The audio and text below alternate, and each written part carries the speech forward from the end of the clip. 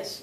What? Okay, I can't remember what they're called, but they're like the things that you get locked up in, and there's some in Tillman basement. They're stocks. Why are they there? Yes. Because Tillman Hall here and Tillman Hall at Clemson, and much of Winthrop's campus, the way it was built was there were 100 prisoners from the state penitentiary, and they built Winthrop, a lot of the early buildings. And they were prisoners. I mean, we don't know what they were in jail for. I don't know how hardened criminals they were. There are not a lot of records on these guys. They really, I don't think there's hardly anything. And so they lived over kind of where the courtyard is. There was sort of a prison camp there.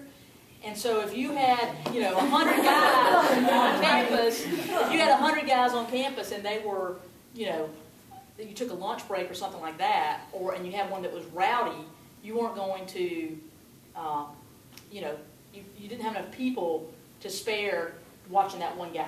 Yeah. So yes, they had stocks, and they would just lock them there until it was time for their next time to go back over to the place that they were staying or whatever.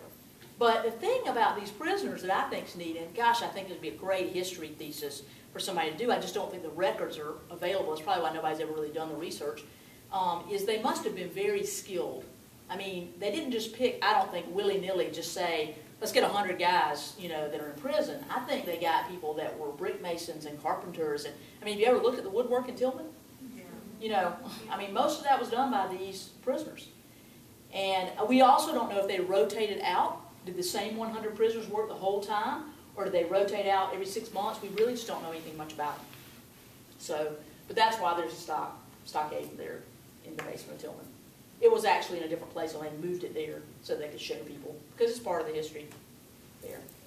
How was Tillman named after Tillman? Well, Tillman was governor of South Carolina and had a lot to do with helping David Bancroft Johnson get Winthrop started. He also had a lot to do with Clemson getting started.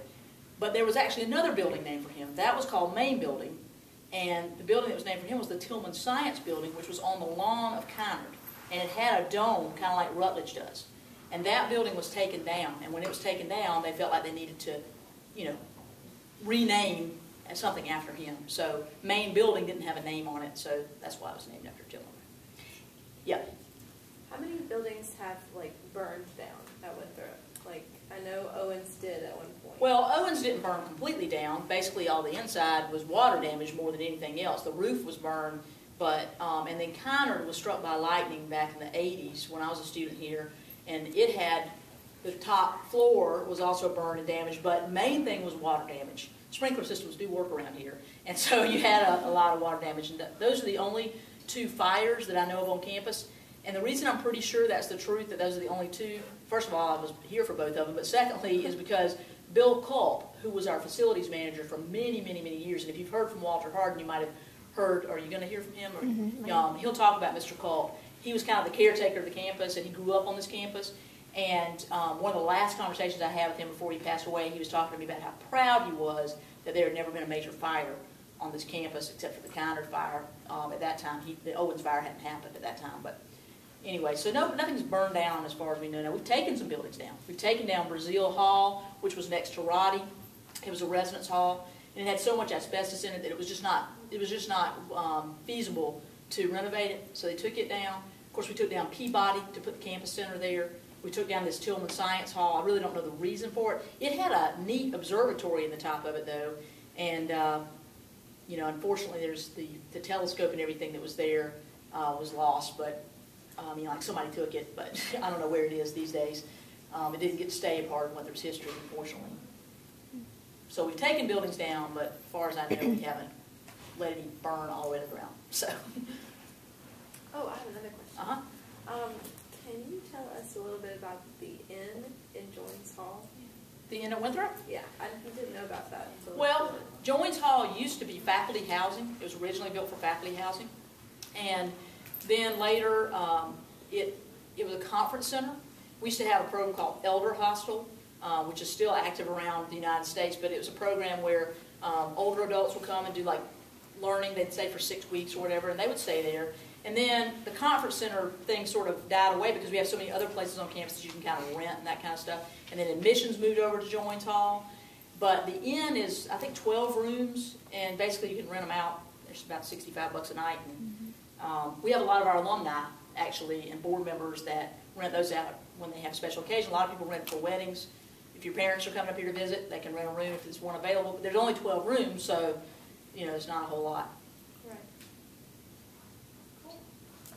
What was Burns originally? Like it was like a big auditorium now, but what was it like when it was first built? Burns has always been like a big auditorium, concert hall, place for graduation, that kind of thing. It was the largest performing arts venue between Florida and New York City. So it had a lot of people that came through, a lot of shows, a lot of famous people that came through. Plus, in 1952, I believe it was, no, I'm wrong, 1950, I believe the organ was put in, which is an A.L.N. Skinner organ, which is now valued at over $1 million. It's just been restored. And so that organ, there are very few of them in the country, and that was a big draw for people too, to have organ concerts and things there. But it was always, you know, basically designed to be a performing arts auditorium.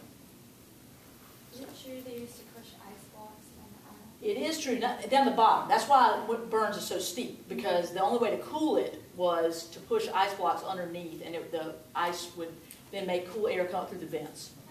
It didn't have air conditioning when it was first built.